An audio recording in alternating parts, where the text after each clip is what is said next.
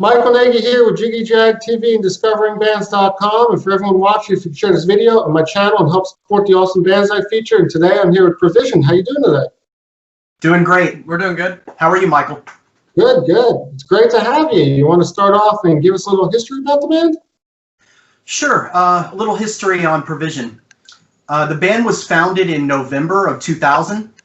I was, at the time, I was living in Austin, Texas. Originally from Houston, and we are now based in Houston again. At the time, my former band, Underground Network Intelligence, had pretty much dissolved. That band was an electro-industrial, kind of an EBM act. I'd say along the lines of like Frontline Assembly and X Marks the Pedwalk, you know, Leather Strip, that type of stuff. But I had moved to Austin after the dissolve, really, of my band at the time, and I was working on some new music that was nothing like I'd written before. The new stuff I was working on was kind of a dark kind of synth pop with an edge, and I had a handful of songs. I hadn't recorded them yet, but I had the music, and I was working, you know, towards a new goal. You know, a new band.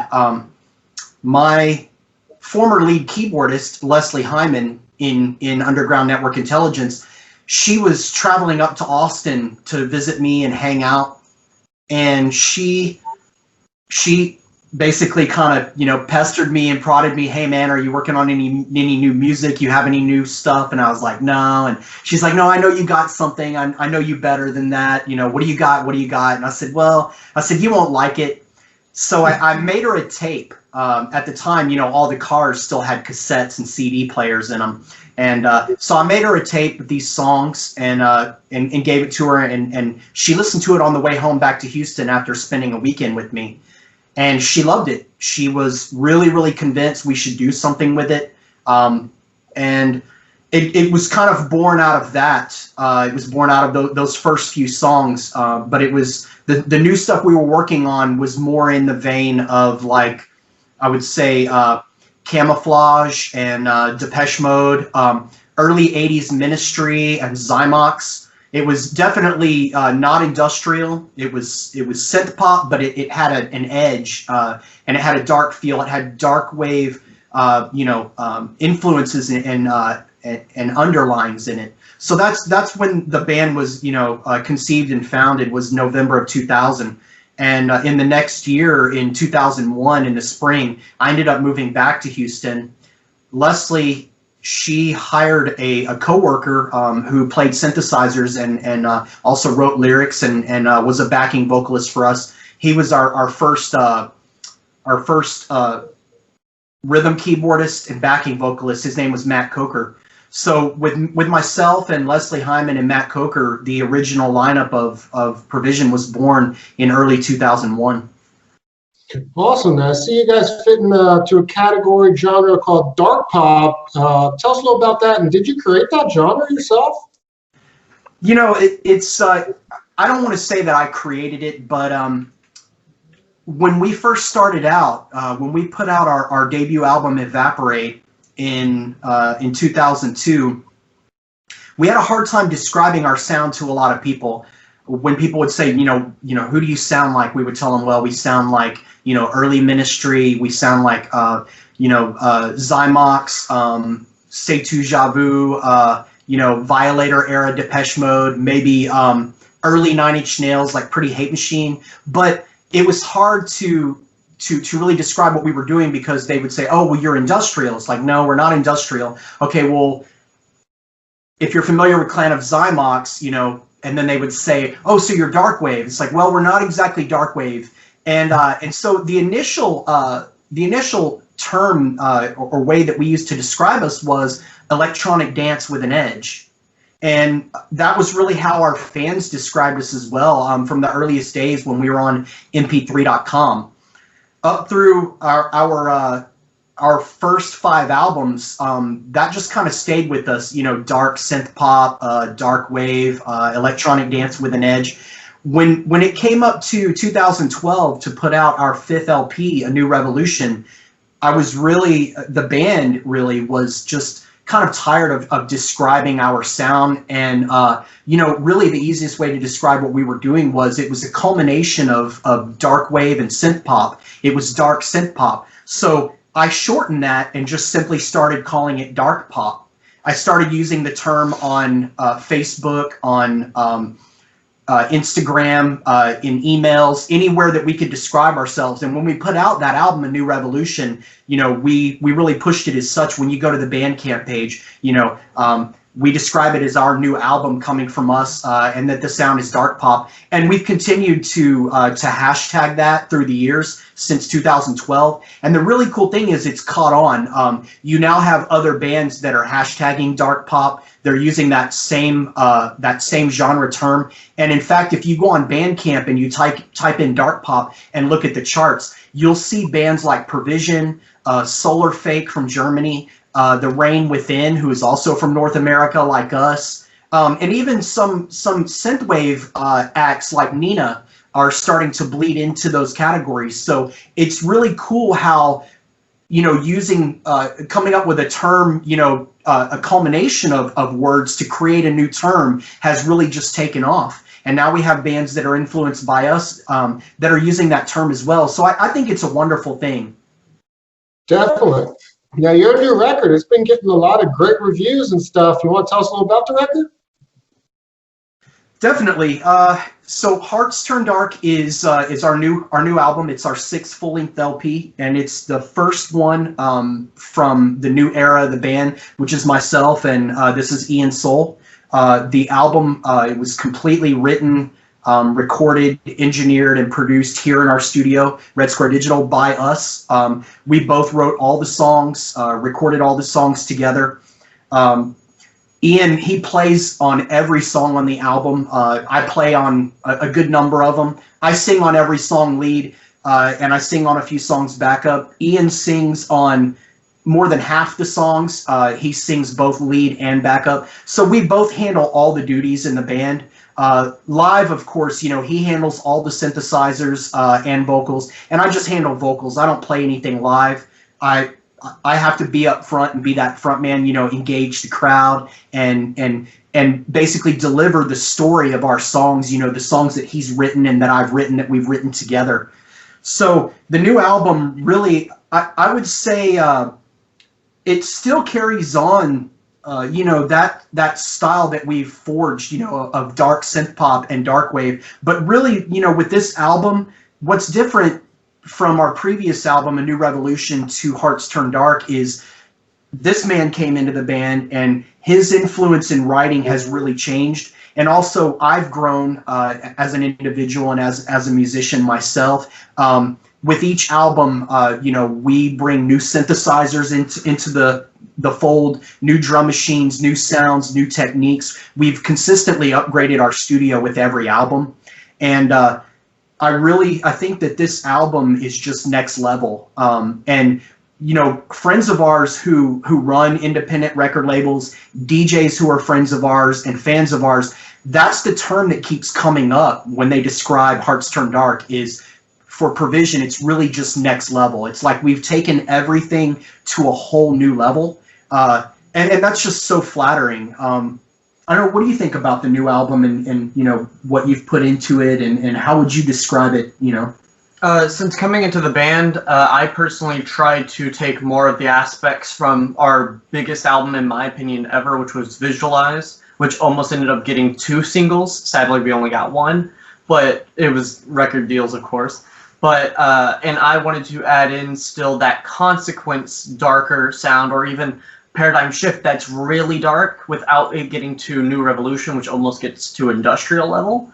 And I wanted to add the darker sounds of the newer albums and the old more synth pop sounds of the first couple albums.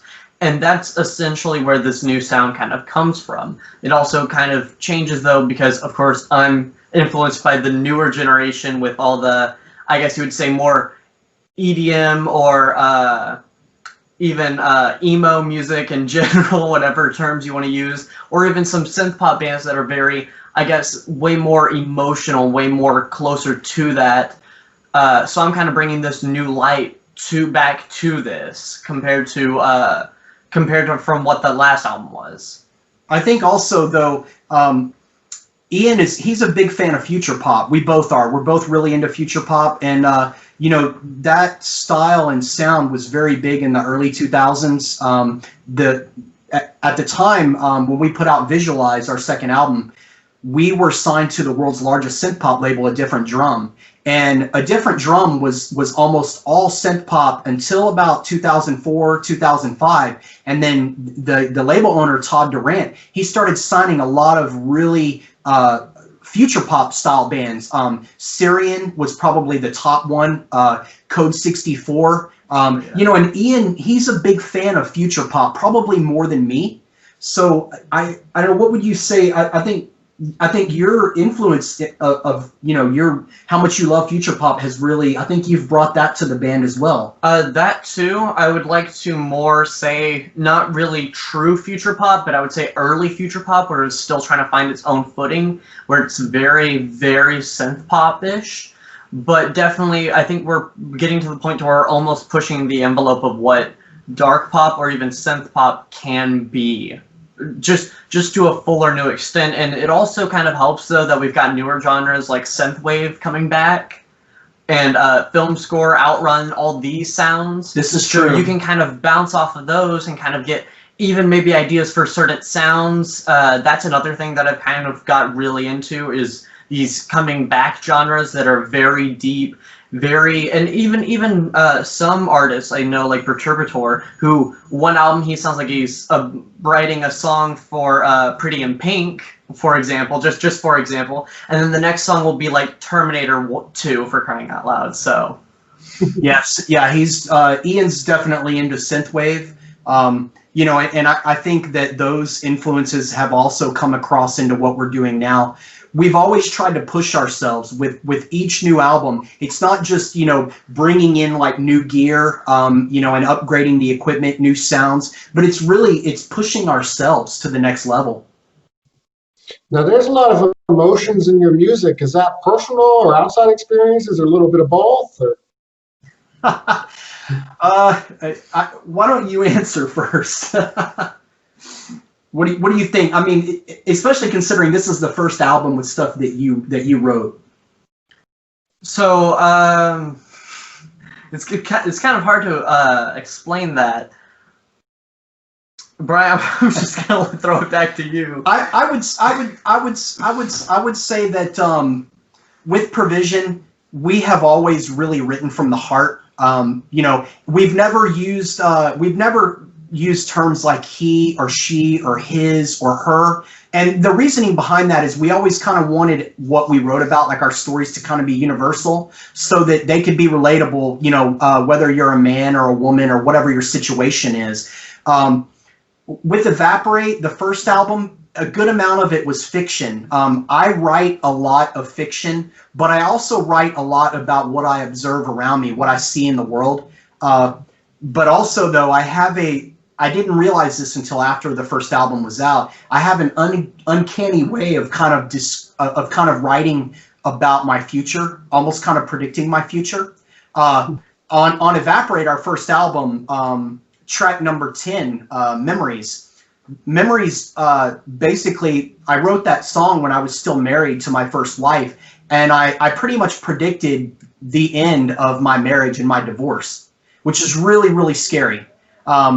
But we also write, you know, we do write from the heart, and you know, even if it's a little too personal and he doesn't want to answer, I can tell you that the stuff on our new album, On Hearts Turn Dark, definitely came from us. It's definitely from stuff that we felt and that we lived through. It is very personal. Hearts Turn Dark is probably the most personal album that we have written since Visualize. And I think that's why there's a lot of parallels to that album as he was describing. So for me, a lot of it, I would have to agree with Bri that it is a lot of what we see. But for me personally, it's a lot more personal. I'm not really too well at coming up with stories. I never have been. A lot of people have told me that I'm not good at that. But the thing is, I can always tell the truth, and I've been able to write that out with this new album, right? What I've gone through, what I've felt, what brought me to being me currently.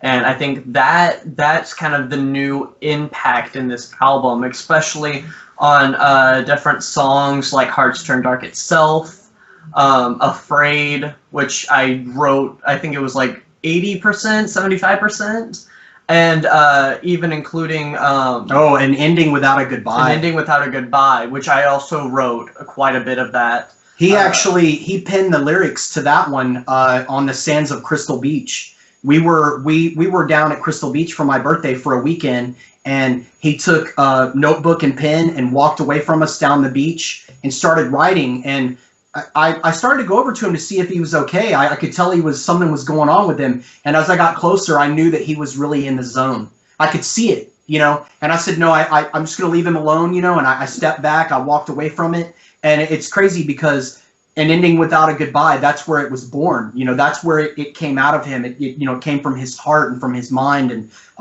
it comes from a very personal place. So I'm not at liberty to discuss that one, but I think it's one of the best songs, that we've ever done. And it's one of my absolute favorites on the album.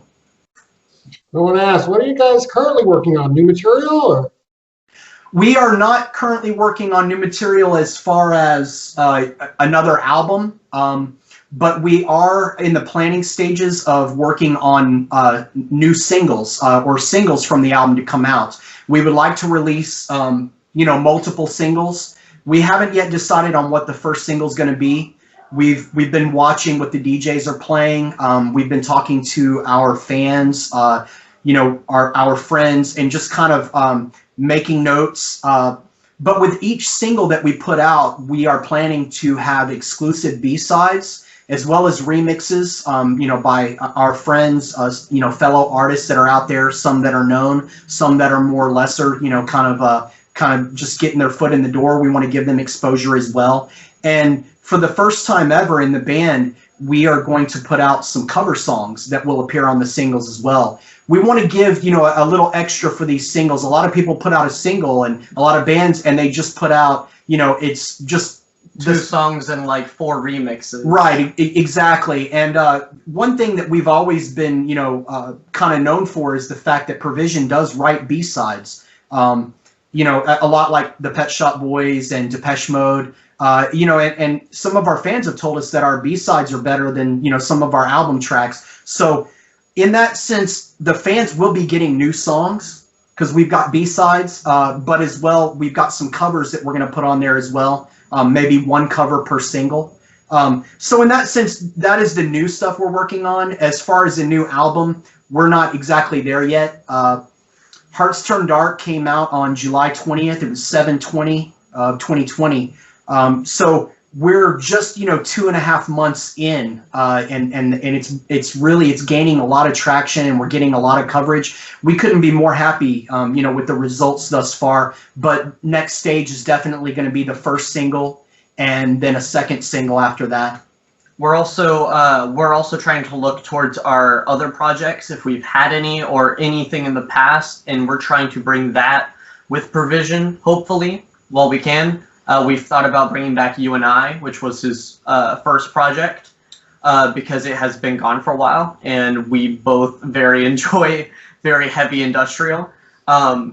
Another thing is that, of course, with the whole pandemic going on, we are trying to wait and see if bars and or clubs will start opening more so that we can hopefully start playing. We're hoping that while we're playing, we'll start being able to put out those emotions back on paper again, especially with a lot of this going on, though. It makes it kind of hard for us to both be able to write and program all the time, especially with various other things in our life, work, and extra hobbies that aren't just doing music. So yeah, we definitely have our own lives outside of the band, but there will be another album from us from this lineup for sure. I'm hoping for 2.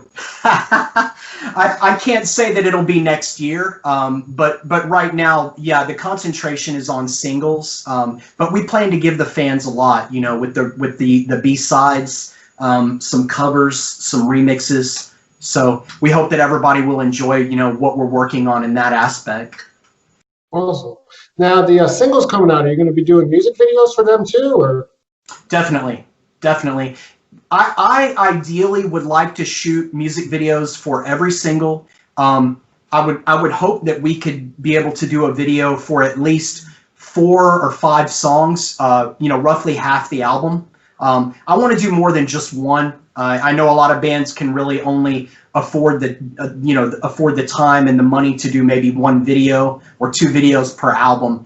I would like if we could do every single that we put out, that we have a video to accompany that. And I want to ask, how did you guys handle the whole lockdown quarantine time? How did you guys handle that? Oh, it has been it's been stressful. It's been I don't know. For me, I don't do well being cooped up inside. I'm an outside person. So I've been spending a lot of time in my backyard. I like to be outside. I like to be out in the sun. I don't watch television. I stopped watching television years ago. I don't pay attention to the news. It's just too negative and too toxic. I've found that my life is a lot better for it since I tune those things out. I listen to a lot of music, a lot of physical music. So I'm listening to a lot of vinyl, a lot of CDs, and just trying to spend a lot of time not cooped up inside so I don't go crazy. What about you? For me, it's kind of okay that I can just close off a little bit more. But of course, my problem is that once you're done closing off, you're like, oh, I want to go do something. You can't do anything still. So I think that's my biggest thing, especially with of course only being able to go really to work and then end up coming home, and then you want to end up doing a hobby, but then you're so tired because you just went to work and you don't want to do your hobby because your hobby feels like work. I can definitely understand that stress and why even some artists either have completely blossomed or have completely shut down. I don't blame them. For me personally, I do coding in my free time, which is a very big thing, and I also do art for my code. So I essentially program everything that I do.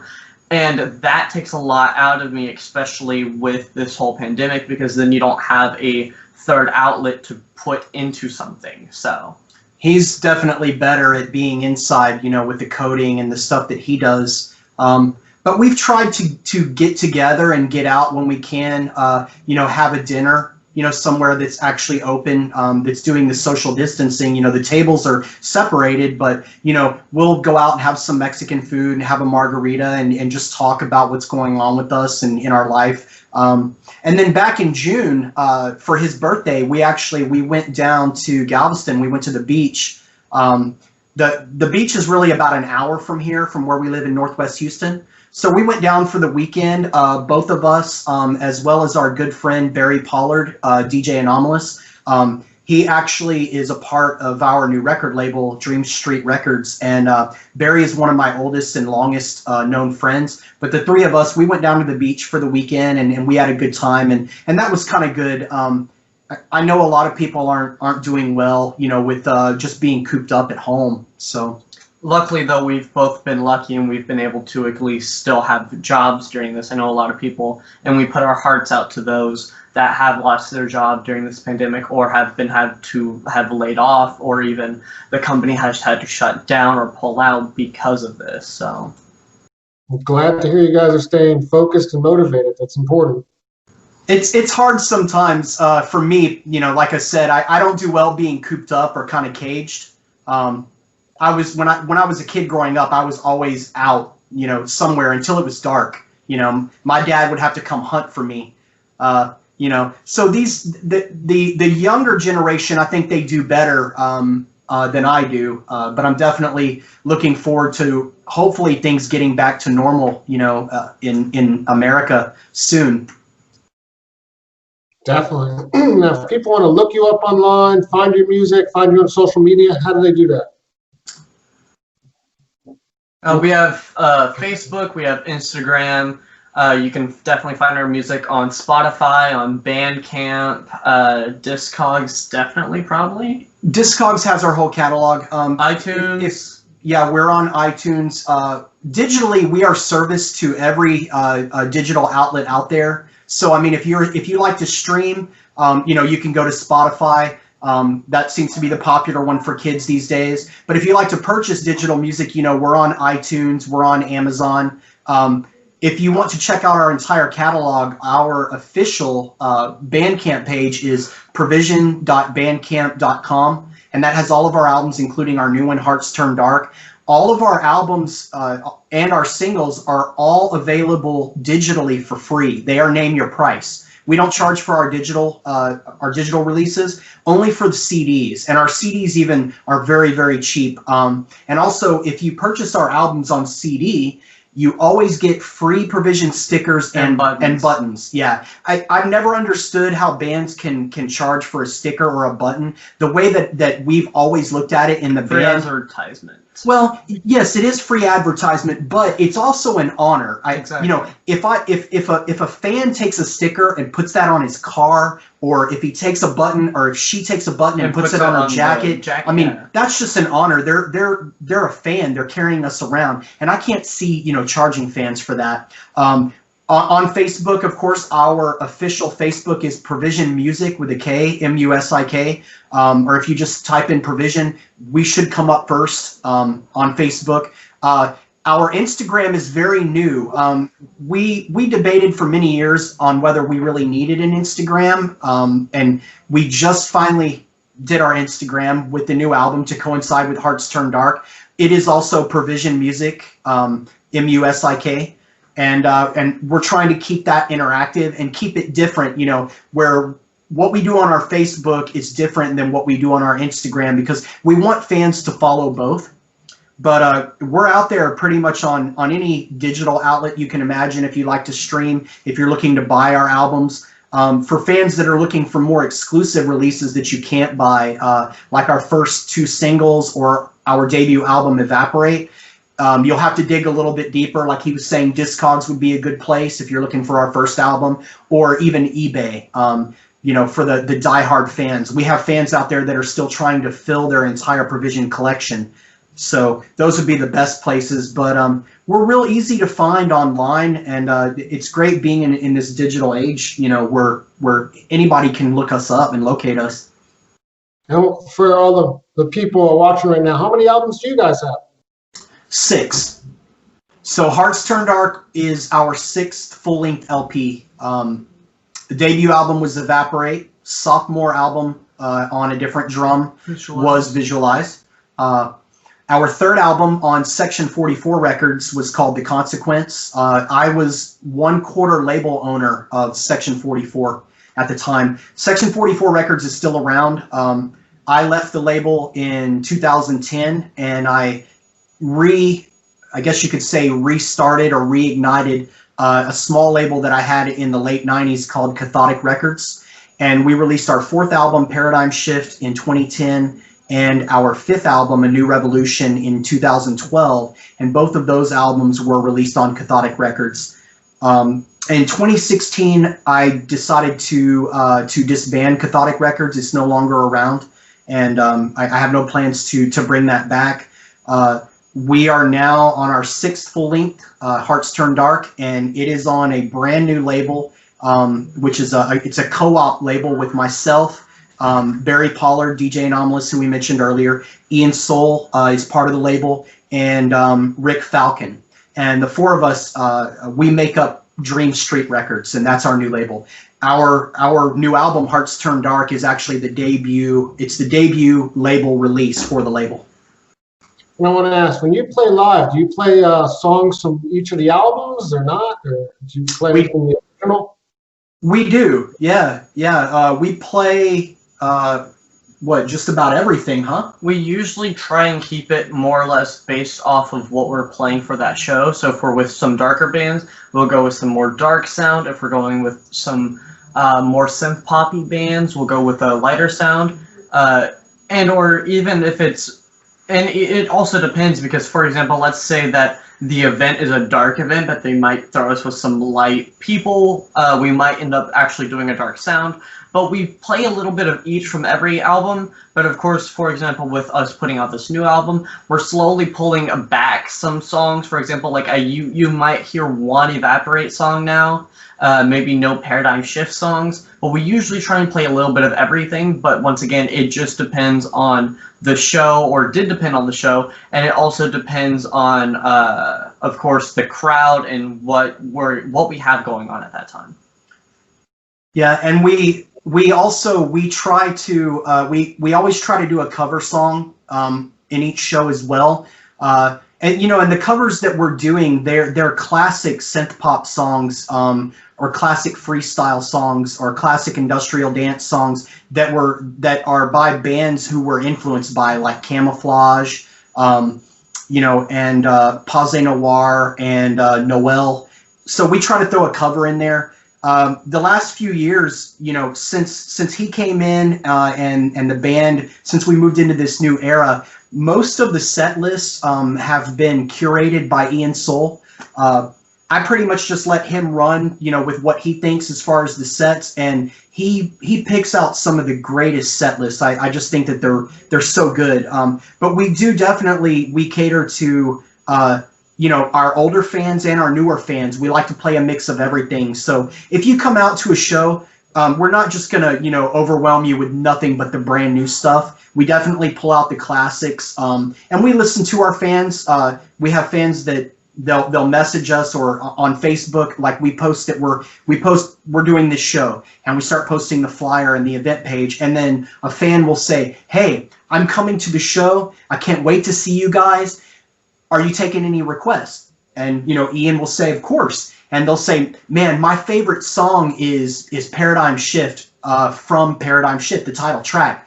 You think you could play it for us?" We played it, and we'll pull it out, and we'll surprise them on stage, and we'll let them know. We did that in Austin, Texas, at the iconic Elysium nightclub, for a really good friend of ours, Marty Red Dagger. And we dedicated it to Marty. We said, "This is Paradigm Shift, and this is for you, Marty." So we're definitely dedicated to our fans, and we're interested in what they want to hear. We will post on our Facebook, and we'll ask them, what do you want to hear at the next show? Do you want to hear something really old? Do you want to hear an exclusive B-side? We do play our B-sides live, which is really cool. Ian pulls those out. He'll go and choose an old B-side from the vault and pull that out.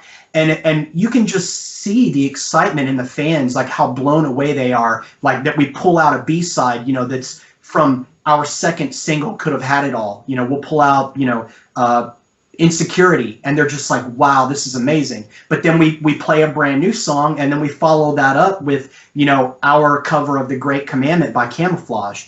So I think we bring a little something for everyone, whenever we do our shows. Wow, that's really awesome how you do that. Listen to your fans and change the set list. That's awesome. We want everyone to have a really great time when they come out, and especially on the shows where we are the opener. We'll be the first of 3 bands, or the first of 4 bands. I know a lot of bands hate to open.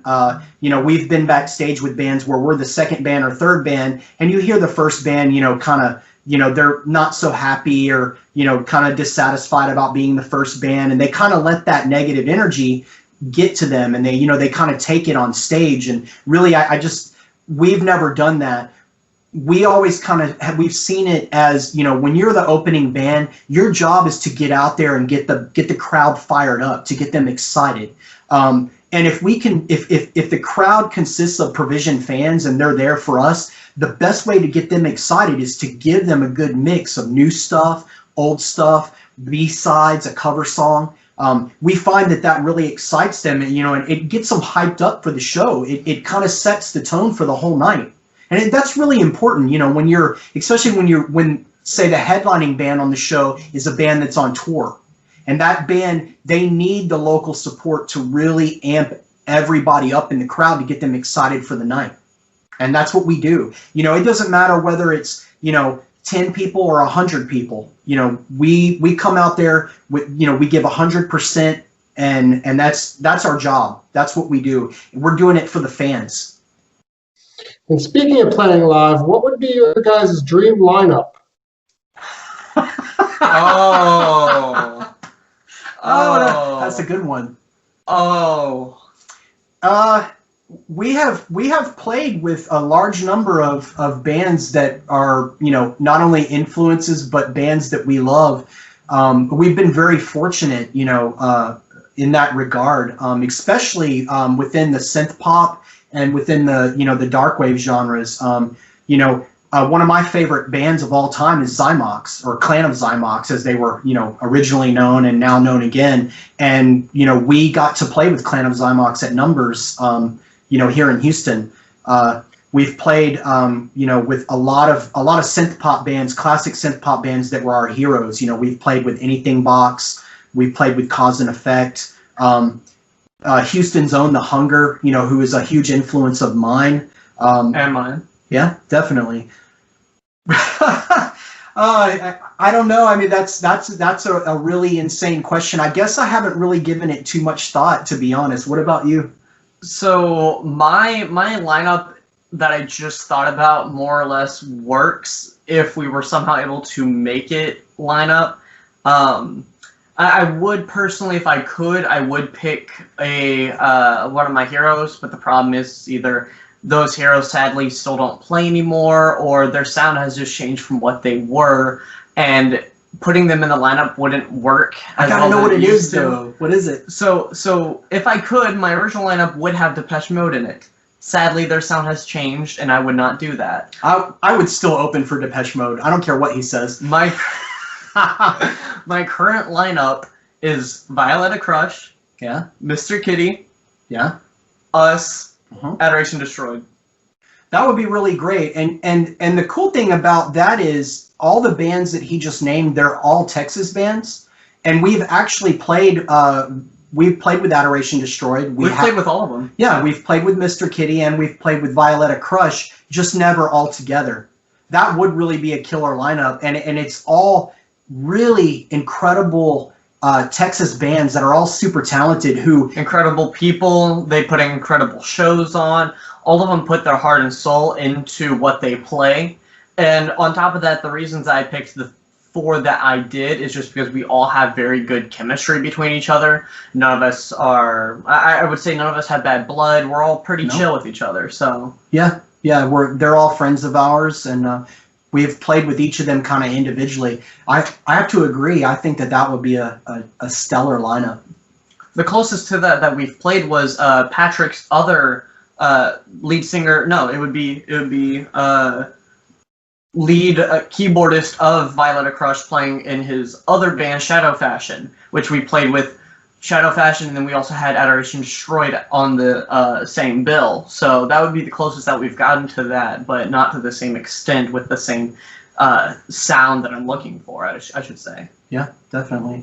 You've really stumped me with that question, though, man. I can't give an answer, so I'm gonna run with his lineup because I just think I think it's great.